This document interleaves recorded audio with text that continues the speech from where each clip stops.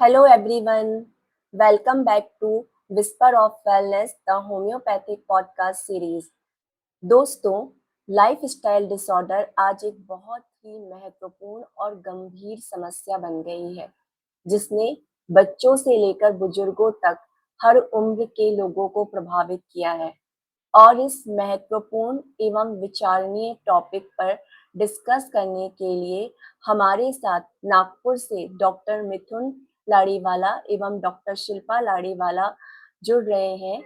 के बीच में केमिस्ट्री केवल पर्सनल ही नहीं बल्कि प्रोफेशनल भी है। दोनों ही एचएचएफ के कोर मेंबर हैं और एचएचएफ के बैनर तले उन्होंने काफी सारे सेमिनार्स और वेबिनार्स किए हैं। So let's welcome Dr. Mithun and Dr. Shilpa Ladiwala from City of Oranges, Nagpur. Welcome, sir. Welcome, ma'am. नमस्कार Hello. नमस्कार Dr. Shilpa for inviting us Thank you, Dr. for Shilpa. this podcast. Today we have two Shilpas in the frame. Yes, yes, yes. Okay. सबसे पहले तो हम सभी आपसे ये जानना चाहेंगे कि बतौर होम्योपैथ आपकी प्रोफेशनल जर्नी कैसी रही, आप दोनों की। प्रोफेशनल जर्नी बहुत आसान नहीं रही, डिफिकल्टी बहुत रही लाइफ में होम्योपैथी से रिलेटेड। जैसे देखा जाए तो इनिशियली फेज में कैसा होता है, होम्योपैथ्स को थोड़ा कॉन्फिडेंस का इशू होता है Yes. कि कैसा प्रैक्टिस होगा, चलेगा नहीं चलेगा, ठीक है। बट फॉर्चुनेटली गुरु बहुत अच्छे मिले हमको, डॉक्टर विलास जी डांगरे, जिनको अभी आप देख सकते हो कि पद्मश्री मिलने वाला है ना। Yes, तो sir. उन्होंने हमको बहुत कॉन्फिडेंस दिया, बहुत गाइड किया बहुत उन्होंने। गाइड किया, और उनके कॉन्फिडेंस की वजह से हमारे में भी बहुत कॉन्फिडेंस रहा कि कैसा प्रैक्टिस करना चाहिए आगे। गाइडेंस रहा था कि बड़े से बड़े आदमी को भी हम टैकल कर सकते हैं और कोई भी बीमारी ठीक हो सकती है होम्योपैथी में, ये हमने उनके ओपीडी में देखा और इसी से हमको कॉन्फिडेंस मिला। बाद में प्रफुल्ल विजयकर सर को देखा, उसके बाद मिलिंद राव सर को देखा, अब सारे मेंटर्स को देखते, फॉलो करते, इससे आज हम बहुत ऊंचाइयों पे है बोल सकते हैं पहले के हिसाब से। होम्योपैथ्स का स्ट्रगल कभी इजी रहा ही नहीं है, स्ट्रगल ही रहा है एक्चुअली। हम लोग हमारे टाइम पे पीएमटी होता था, तो पीएमटी देखे तो दिमाग में यही होता था कि शायद हम कुछ और लाइन चूज करेंगे, बट हम आ जाते हैं बीएचएमएस में, लैंड करते हैं वहां, ठीक है। Yes, वहीं sir. से स्ट्रगल चालू हो जाता है, क्योंकि हमको होम्योपैथी के सब्जेक्ट्स के साथ दूसरा अलाइड पार्ट भी पढ़ना होता है, तो हमारी स्टडीज वहीं से डबल रहती है। फिर जब प्रैक्टिस में आते हैं तो बहुत जल्दी ऐसे फ्लो ऑफ पेशेंट नहीं मिलता है, शुरू में तो बहुत दिक्कत जाती है। तो और साथ में काम करते हुए हम दोनों का एक दूसरे को सपोर्ट बहुत था। कहीं सर बिजी है तो मैं हूँ अवेलेबल, मैं बिजी हूँ तो सर अवेलेबल है, तो दोनों के साथ जर्नी आसान हो गई। इसका बहुत बेनिफिट रहा है। ट्रूली एक्चुअली में आई थिंक मुझे भी लगता है ना कि जब हम लोग कॉलेज से निकलते तो हम सब एक ही बोट में सवार होते हैं। बस ये है कि आप लोगों की प्रोफेशनल जर्नी साथ में चालू हुई तो उससे आपको एक दूसरे का सपोर्ट बहुत अच्छा मिला। बहुत अच्छा, बहुत सपोर्ट रहा है, बहुत सपोर्ट रहा है एक दूसरे को। डेफिनेटली। दो होम्योपैथ्स अगर ज्वाइन हो गए तो वो बहुत मिरेकल होते हैं। बिल्कुल बिल्कुल। यानी हम अगर जर्नी की बात करें तो अगर सामने पेशेंट भी है तो दो होम्योपैथ एक साथ सोच रहे हैं कि उसको क्या दवाई देनी है अपने। Yes yes. तो अगर डीडी रेमेडीज भी आती है, कोई मतलब दवा में अगर कंफ्यूजन भी है कुछ, दो पे आके अगर हम अटक गए हैं तो वो दो के दिमाग में रहेंगे कि नेक्स्ट टाइम क्या देना है, हमको ये देना है। Yes yes. यानी पेशेंट ठीक होके ही जाना चाहिए। बिल्कुल बिल्कुल। तो जैसा सर एंड मैम, आज का हमारा टॉपिक है लाइफस्टाइल डिसऑर्डर, और ये लाइफस्टाइल डिसऑर्डर जो है आज के समय में बहुत तेजी से बढ़ रहे हैं। तो आप लोगों को मतलब लगता है कि इसका कोई विशेष कारण है इन लाइफस्टाइल डिसऑर्डर्स का? Yes definitely. आप देखेंगे लाइफस्टाइल डिसऑर्डर, देखिए बहुत सालों से चलते आ रहे हैं, बट आफ्टर कोविड ये बहुत ज्यादा बढ़ गया है। यस। ठीक है, कोविड में 2 साल जो सभी लोग घर पे बैठे हैं, उसके कारण उन्होंने अपने हेल्थ का अब्यूज किया है, आप बोल सकते हो। अब्यूज किस तरीके से किया है? एक ओवर ईटिंग करके। ठीक है, जब हम खाली थे तो हम लोगों ने बहुत, मतलब एक आउट ऑफ इनसिक्योरिटी नहीं मिलेगा, तो हाँ बच्चों ने भी ओवर ईट किया, सब एक जगह बैठे रहे और टीवी देखते रहे, खाते रहे, यही काम रहा। ठीक है, इससे सब लोगों का लाइफस्टाइल में बहुत फर्क पड़ा है। साथ में एड यस ऑन बोलेंगे कि सब लोग वर्क फ्रॉम होम करने लग गए, इसलिए और एक्टिविटी कम हो गई सबकी। ठीक है, और बच्चे लोग जो है, यानी सारी जनरेशन टुवर्ड्स टेक्नोलॉजी बहुत ज्यादा आगे बढ़ गई। जैसे कि स्कूलिंग में भी बच्चों को, छोटे छोटे बच्चों को लैपटॉप इंट्रोड्यूस कर दिया गया, फोन इंट्रोड्यूस कर दिया गया। इसके कारण बच्चों में और बड़ों में ये लाइफस्टाइल डिसऑर्डर स्टार्ट हुआ। फिजिकल एक्टिविटी कम हो गई ना, फिजिकल फिजिकल एक्टिविटी कम हो एक्टिविटी गई। जो थी हमारी कम हो गई, और वहीं से ये जो लाइफस्टाइल डिसऑर्डर्स है ना, इसमें ट्रांजिशन आ गया। मतलब ये 5 सालों में जो डिसऑर्डर्स है वो एक डिफरेंट मोड पे है। मतलब जैसे ओवर ईटिंग के कारण ओबेसिटी हो गई, उसके कारण हाइपरटेंशन हो गई, उसके कारण heart attacks, heart failures, heart diseases increase हो गई। फीमेल्स में पीसीओडी की तरफ चले गए, इनफर्टिलिटी की तरफ चले गए, बच्चों में आई इश्यूज हो गए। मतलब ये बहुत बढ़ता चला गया, लाइफस्टाइल डिसऑर्डर्स इंक्रीज होते गए आफ्टर कोविड। कंपनीज को भी ये समझ में आया, जो वर्क फ्रॉम होम करवा रही है, कि भाई ऑफिस की जरूरत नहीं है। तो आज भी मैं बहुत सारी कंपनीज वर्क फ्रॉम होम ही करवा रही है, बल्कि लाइफ चालू हो गई है नॉर्मली। इसके कारण से जो वर्कर्स है, जो इंजीनियर्स है, आज भी घर पे बैठे हैं और एक ही सीट पे बैठे रहते हैं बेचारे 12-12 घंटे, बल्कि उनसे ज्यादा काम करते हैं। ठीक है, इसके कारण उनको भी मानसिक तनाव, depression, gastric problems, digestion issues, ऐसा बहुत चालू हो चुका है। बोनी इश्यूज भी बहुत हो गए ना इसके हाँ, कारण। विटामिन डी डिफिशियंसी, ये सब चीजें, ये लाइफस्टाइल मतलब डिसऑर्डर का बहुत बड़ा पार्ट है। Yes sir, yes sir. मतलब कोविड के बाद ये सारी चीजें जो है बहुत ज्यादा बढ़ी हैं, बहुत तेजी से बढ़ी हैं। ट्रिपल ट्रिपल हो गया है। ओके क्योंकि कोविड में ओके। हमने खुद बच्चों को दिया है लैपटॉप और फोन कि आप देखिए, और आपकी क्लास है 6 आवर्स की, आपको हर 45 मिनट्स की क्लास करनी है, तो हमने खुद उनको दिया है। और इसमें बहुत हम खुद भी जिम्मेदार है, क्योंकि हम अब वो ट्रांजिशन उनको मोबाइल एडिक्शन से वापस लाना, इट्स वेरी डिफिकल्ट। स्कूल में भी, पेरेंट्स मीटिंग में भी टीचर्स भी वही कंप्लेन करती है कि आप उनका वो कम करिए, मोबाइल एडिक्शन। मोबाइल पेरेंट्स भी का वही कंप्लेन कर रहे हैं कि मोबाइल एडिक्शन कम करें। Screen time, the new word has come, screen time. Yes, मतलब कहीं ना कहीं हम भी रिस्पॉन्सिबल हैं इन लाइफस्टाइल डिसऑर्डर्स के पीछे। यस। यस। वैसे ये लाइफस्टाइल डिसऑर्डर्स है क्या? मतलब हमारे जो व्यूअर्स हैं उसको हम जो है सिंपल लैंग्वेज में कैसे समझा सकते हैं कि लाइफस्टाइल डिसऑर्डर्स क्या होता है? लाइफस्टाइल डिसऑर्डर्स मतलब जो चीज हमें एक्सेसिव नहीं करनी चाहिए अपने लाइफ में, उसको हम जरूरत से ज्यादा करते हैं। फॉर एग्जाम्पल, एक ही जगह बैठे रहना, ठीक है, बहुत ज्यादा ओवर ईट करना, बहुत स्क्रीन देखना, ठीक है, और या काम भी कर रहे हैं उसमें एक्टिविटी कम है, ठीक है, इन्वॉल्व हो रहे हैं ज्यादा, ये सब लाइफस्टाइल डिसऑर्डर्स के कारण है। और आजकल जो है सबसे बड़ा लाइफस्टाइल डिसऑर्डर जो बोलेंगे, mobile mobile phone addiction is the greatest lifestyle disorder now, जिसके कारण लोगों में नई नई टाइप की डिजीजेज आ रही है, या यंगस्टर में डिप्रेशन के कारण। डिप्रेशन का बहुत बड़ा कारण मोबाइल। आप यस देख यस सकते हो कि हम बोलेंगे कि हाँ, मोबाइल का ओवर यूज होने की वजह से सामने वाला क्या कर रहा है ये ज्यादा देखा जा रहा है, ना कि हम क्या कर रहे हैं और क्या सही है और गलत है। इसके कारण से सभी को एक डिजीज है, आज बोल सकते हैं, उसको बोलते हैं FOMO, fear of missing out.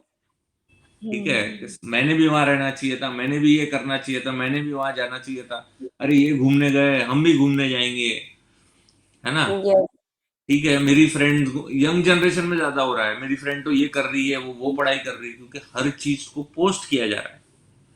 ठीक है, कैसे खा रहे, क्यों खा रहे, कहाँ खा रहे, क्या कर रहे हैं, हर चीज को पोस्ट किया जा रहा है। तो आजकल की यंगर यस जनरेशन जो है वो ही करना चाहती है जो दूसरा कर रहा है। उसका यस खुद का उसका खुद का डिसीजन, एम, एम्बिशन नहीं है। ठीक है, उसके कारण बच्चों को डिप्रेशन बहुत ज्यादा हो रहा है। इस वजह से सुसाइड्स भी बहुत इसमें अब रैंकिंग्स भी आ गई कि भैया उसके पिताजी ने तो पोस्ट कर दिया, या उसने पोस्ट कर दिया कि मैं टॉप आई। ठीक है, हाँ, ये तो मुझे बहुत भी हो रहा करना है। है, मुझे भी करके दिखाना है। कि ये करके दिखाने की वजह से बच्चे बीमार हो रहे हैं, हम्म। नहीं कर पा रहे तो डिप्रेशन में जा रहे, सुसाइड्स होता है, गलत रास्ते पे जा रहे हैं। यस यस ये आजकल का लाइफस्टाइल डिसऑर्डर है। और कैसा है ना, लाइफस्टाइल अभी कैसा है, फास्ट मूविंग हो गया है। यानी हम्म पहले ऐसा था ना कि रूटीन एक फिक्स होता था और वो उसके हिसाब से चलते थे। अभी लेट रात में लेट सो रहे हैं, तो लेट उठ रहे हैं, और खाना बनाने में समय नहीं है आज किसी के पास। सब ऑनलाइन ऑर्डर हो रहा है, क्या खाना खा रहे हैं हमें ही नहीं पता है कि हम सही खा रहे हैं या नहीं खा रहे हैं। नहीं लेकिन खा हम रहे कर हैं। क्यों? क्योंकि अरे उसके यहाँ जोमेटो है, उसके यहाँ जो स्विगी है, यस अपने नहीं है, तो बच्चे ऑर्डर करवाते हैं। तो ये जो लाइफस्टाइल चेंजेस है ना, ये थोड़ा सा पेरेंटिंग की तरफ भी जाता है कि हम क्या अपने बच्चों को शिक्षा दे रहे हैं। तो वो यस लाइफस्टाइल बहुत बहुत ड्रास्टिक चेंजेस है अभी। इसकी वजह से लाइफस्टाइल चेंज हो गए तो डिसऑर्डर्स भी नए नए आ गए हैं बढ़ और नहीं है। बढ़ रहे हैं। कर रहे अब हैं। सिर्फ यस डायबिटीज और हाइपरटेंशन लाइफस्टाइल डिसऑर्डर नहीं रहा, हम्म है ना, ये भी एड यस ऑन सर। पहले से। मतलब आजकल जो है देखा देखी बहुत ज्यादा हो रही है, एक तरह से हम्म, हम कह सकते हैं। हम्म, और एक और चीज ना, आपके यहाँ पर है कि नहीं, मैंने अपने यहाँ पर देखी है कि आजकल जो है ना बच्चे क्या करते हैं, स्कूल जाते हैं तो उसके पहले उनकी सेल्फी पोस्ट होगी, स्कूल से आने के बाद फिर ब्रेकफास्ट में क्या खाया, फिर लंच में, फिर डिनर में, वो फोटो खींच खींच कर जो है अपने स्नैपचैट पर लोड करेंगे, और भी जो प्लेटफॉर्म है इस तरह उस पर लोड करेंगे। फर्स्ट डे ऑफ तो स्कूल, लास्ट डे हाँ, ऑफ स्कूल, फर्स्ट डे में क्या डब्बे में ले गए। यस यस बहुत ज्यादा।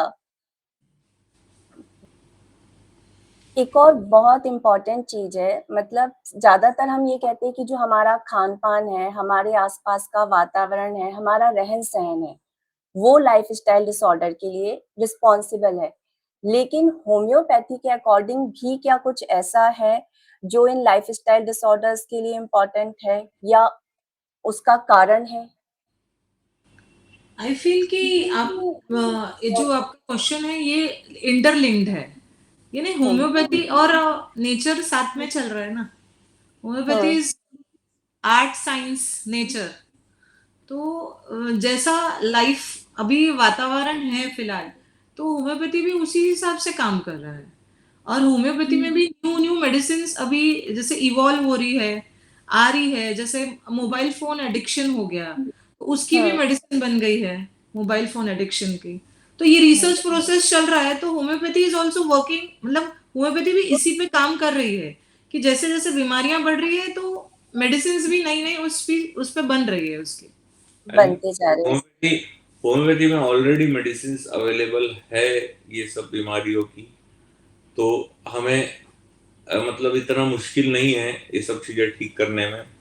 डायबिटीज बोलो आप, अगर इनिशियल स्टेजेस में आती है पेशेंट, हाइपरटेंशन बोलो श्योर ठीक होता है। ठीक है, हाइपोथायराइडिज्म, अगर हाइपोथायराइडिज्म बोलो, पीसीओडी बोलो, सब चीजों की मेडिसिन अवेलेबल है, और बहुत हेल्प है होम्योपैथी से। पेशेंट्स को बहुत अच्छे रिजल्ट्स है अगर आप देखोगे तो। मतलब अभी जैसे सिटिंग का वर्क बहुत हो गया है लोगों का, तो सिटिंग वर्क के कारण लोगों को लंबैगो, मतलब कमर दर्द, और हम्म जैसे पाइल्स, फिशर्स, ये भी बहुत हो रहा है क्योंकि फूड हैबिट्स भी बहुत सही नहीं है अभी सभी की। तो उसके कारण पाइल्स, फिशर्स भी बहुत है, और होम्योपैथी इसमें बहुत अच्छा वर्क करती है। ये यस जो मैम। लाइफस्टाइल डिसऑर्डर्स है और जो ट्रांजिशन हो रहा है नए पुराने सभी लाइफस्टाइल डिसऑर्डर्स में होम्योपैथी बहुत अच्छा वर्क करती है। यस यस और हमारे पास बहुत ऐसे केसेस पेशेंट्स है जिनके रिजल्ट्स भी बहुत अच्छे हैं। मैम, जैसे कोई इमोशनल रीजन आपको लगता है कि कोई इमोशनल रीजन भी इनके पीछे हो सकता है, ये लाइफस्टाइल डिसऑर्डर्स के पीछे? बिल्कुल हो सकता है। जैसे कोई ऑफिस गोइंग है, तो कहीं एक्सप्लॉयटेशन होता है कि, या फिर किसी को ज्यादा काम करने वाले को चांस नहीं दिया जा रहा, कम काम करने वाले को ज्यादा चांस दिया जा रहा। कुछ लोग फ्लैटरिंग करते हैं, यानी मस्का मार के आगे निकल जाते हैं, तो जो रियल में काम कर रहा है वो लोग डिप्रेशन में चले जाते हैं। या यस। जिससे बहुत काम कर रहा है तो उसका फायदा उठा के कंपनीज या जो भी, तो उसका उससे ज्यादा काम करवाया जाता है, तो उसका एक्सप्लॉयटेशन भी होता है। तो उसके कारण वो लोग डिप्रेशन में आते हैं, इश्यूज होते हैं, एंजाइटी डिसऑर्डर्स होते हैं, सुसाइडल थॉट्स आते हैं, कोप अप नहीं कर पाते हैं लोग उस पे। और डिप्रेशन का बहुत बड़ा मतलब ओबेसिटी का बहुत बड़ा रीजन डिप्रेशन भी है, यस। जिसे हम बुलिमिया बोलते हैं जिसको, या एनोरेक्सिया नर्वोसा बोलते हैं, ओवर है ना। ईटिंग। हाँ, ये भी लाइफस्टाइल डिसऑर्डर की डिजीज यस सर। सोचते सोचते इंसान बहुत खाते जाता है, तो वो बुलिमिया में चला जाता है, ओवर ईट होता है, फिर ओबेज हो जाता है। यस मैम, मतलब आई थिंक मोस्टली आजकल जो ओबेसिटी का सबसे बड़ा रीजन यही है, क्योंकि हम जो है किसी ना किसी तरह से डिप्रेशन से गुजरते हैं और फिर हम ओवर ईटिंग करते जाते हैं। खुद ही नहीं पता होता कि हम कितना कंज्यूम कर रहे हैं और यस, बॉडी को कितनी नीड है। नीड है, right, definitely. True true, right. Next question ma'am आपसे है मेरा, जैसे यस, लाइफस्टाइल डिसऑर्डर्स में मतलब वुमेन्स हेल्थ में क्या ऐसे कारण हैं जो लाइफस्टाइल डिसऑर्डर्स के लिए रिस्पॉन्सिबल हैं? मेरा ऐसा मानना है कि वुमेन जो है वो शुरू तो गर्ल से हो रही है, ठीक है। तो अभी जो है, जैसे ये 2 डेकेड से हम देखेंगे, 20-25 साल से मेनार्की बहुत जल्दी आ रही है। हाँ। जो यस एक यस। 9th में आया करती थी, मतलब 15-16 साल में आती थी बच्चों को, तो अभी गर्ल्स को 10 इयर्स ऑफ एज से शुरू हो जा रही है, यानी 4th स्टैंडर्ड से, 4th 5th 6th स्टैंडर्ड में बच्चों को मेनार्की आ रहे हैं, पीरियड्स आ रहे हैं, मेंसेस आ रहे हैं, ठीक है। तो एक प्रिकॉसिटी से आ रहे हैं। क्यों आ रहे हैं? बच्ची को हम बोलते हैं जल्दी बड़ी हो गई, जल्दी बड़ी हो गई, जल्दी बड़ी हो गई, ये मैसेज ब्रेन को पहुंचता है, बच्चे समझदार होते हैं, उसकी वजह से मेनार्की आ रही है बच्चों को जल्दी। अर्ली मेनार्की तो आ रही है, लेकिन अर्ली मेनोपॉज भी आ रहा है। तो और यस यस। कि लड़कियां जो है, गर्ल्स, वुमेन, इन लोग एम्बिशंस, बहुत एम्बिशियस हो गई है। इनको बहुत पढ़ना है, इनको बहुत कमाना है, इतना कमाना है कि वो अपना एज भूल जाती है कि क्या है। फिर वो एक ऐसे टाइम पे आती है कि 28, 29, 30 के आसपास वो डिसाइड करती है कि मैंने अब शादी करना चाहिए, वो ज्यादा हो गई 35। है ना। 35 में भी करती है कुछ, मतलब आफ्टर मोस्टली 38 के बाद फीमेल्स शादी कर रही है।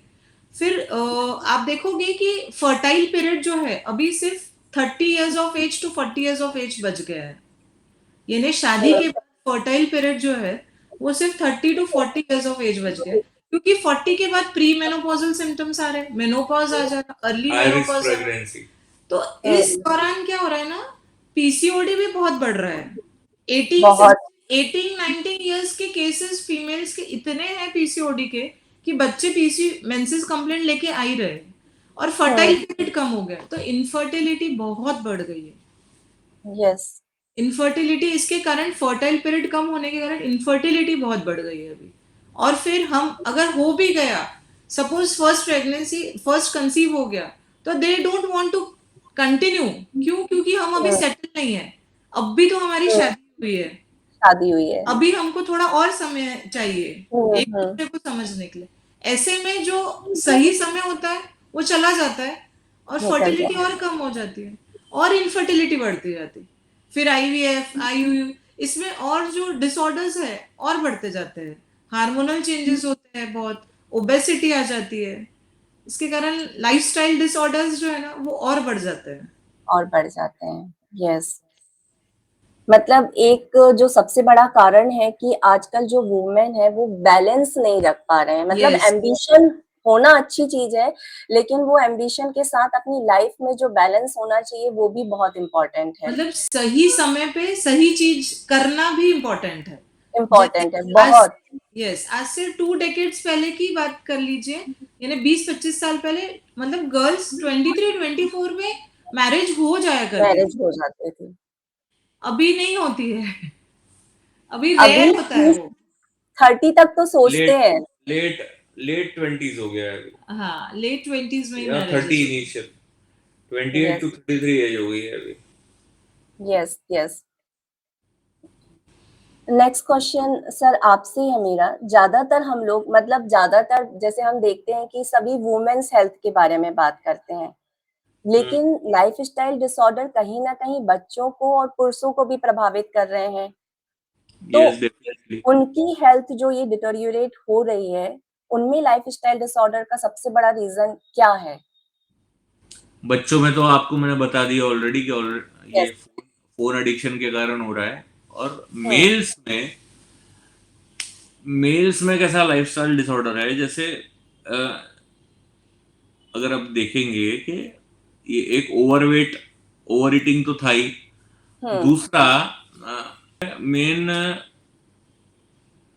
टारगेट्स मिलते हैं बहुत, ठीक है। हम्म। जैसे ये वर्क फ्रॉम होम वाला प्रॉब्लम है, ये बहुत लोगों के साथ हो गया है, ठीक है। या जो वर्किंग्स है, उनको टारगेट्स बहुत मिलते हैं, इसके कारण ओवर काम करना पड़ता है, ओवर बैठना पड़ता है, बार बार 12 घंटे बैठना पड़ता है, 14 घंटे बैठना पड़ता है। इसके कारण भी नौकरी छूटने की क्या बोलते हैं उनको, डर, इनसिक्योरिटी होती है। ये यस, सब चीजों यस, के कारण ज्यादा मेल्स बीमार होते हैं, आउट ऑफ रिस्पॉन्सिबिलिटी आप अगर बोलोगे तो, है ना। यस। तो बर्डन आता है, नौकरी जाने का डर होता है, या आप फ्यूचर बोल सकते हैं, एंजाइटीज हाँ, बहुत होती फ्यूचर है उनको। एंजाइटीज बहुत होती है।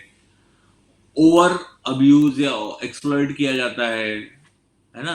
इसके हम्म। कारण मेल्स को ज्यादा प्रॉब्लम हो रहा है ओके। वर्किंग में। मतलब मेल्स के साथ ये है कि इनसिक्योरिटीज और एक जो उनके ऊपर रिस्पॉन्सिबिलिटीज होती है ना, मतलब एक्सपेक्टेशन उनसे ज्यादा होती है, चाहे वो फैमिली की हो चाहे वो वाइफ की हो, तो वो चीजें भी जो एक प्रेशर क्रिएट करते हैं। Yes definitely. Yes. Yes.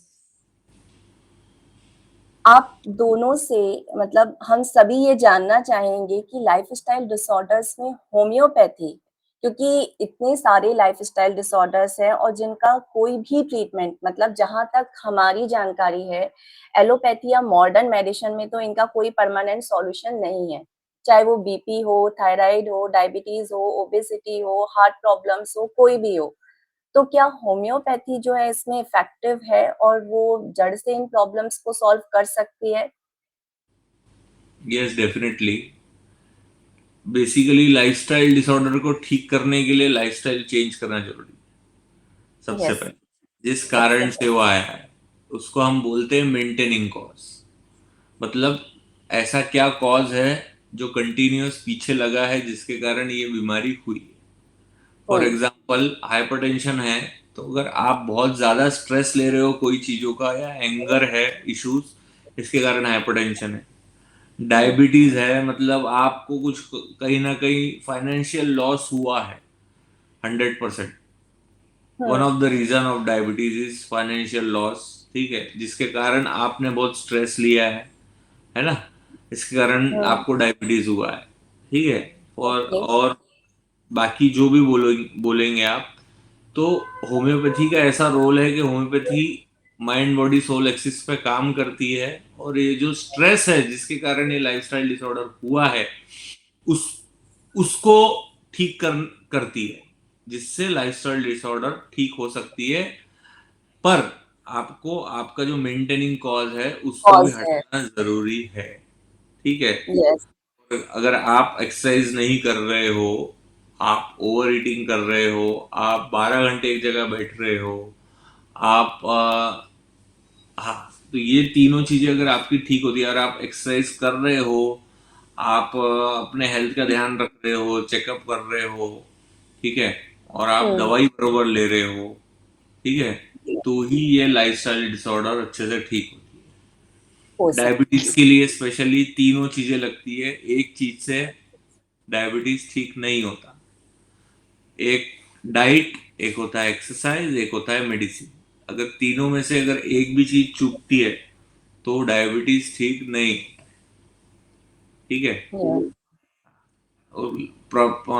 Temporarily ठीक हो जाएगा वो, लेकिन बाद में फिर वैसे ही आ जाएगा, है ना। तो यहाँ होम्योपैथी मेडिसिन जो है कॉज पे काम करती है डायबिटीज के, तो डायबिटीज रिवर्स होने के चांसेस है इनिशियल स्टेजेस में।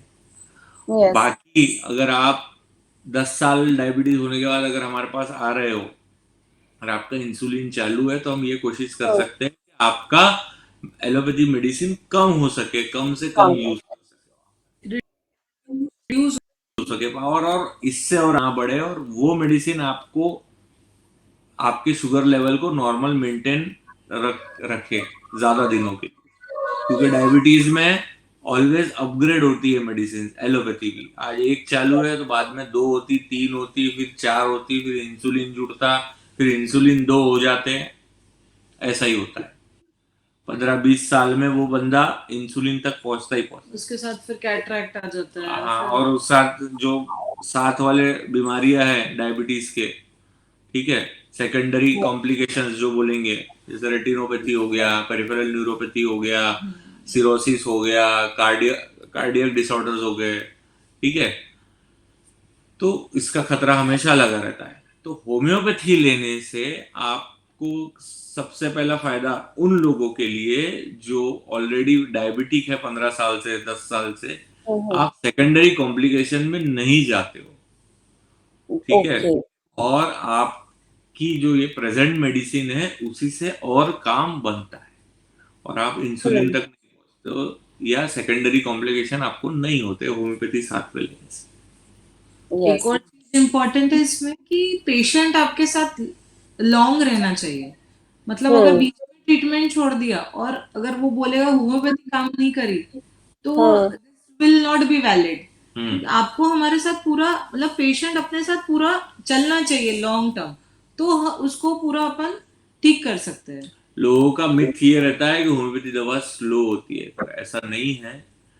डायबिटीज में जैसे अगर आप क्रोनिक डिसऑर्डर्स में एलोपैथी में हर बार यही बोला जाता है कि आपको मरे तक के ये दवा खाना है, ठीक है, आपको लाइफ टाइम ये दवा मेडिसिन लेना है।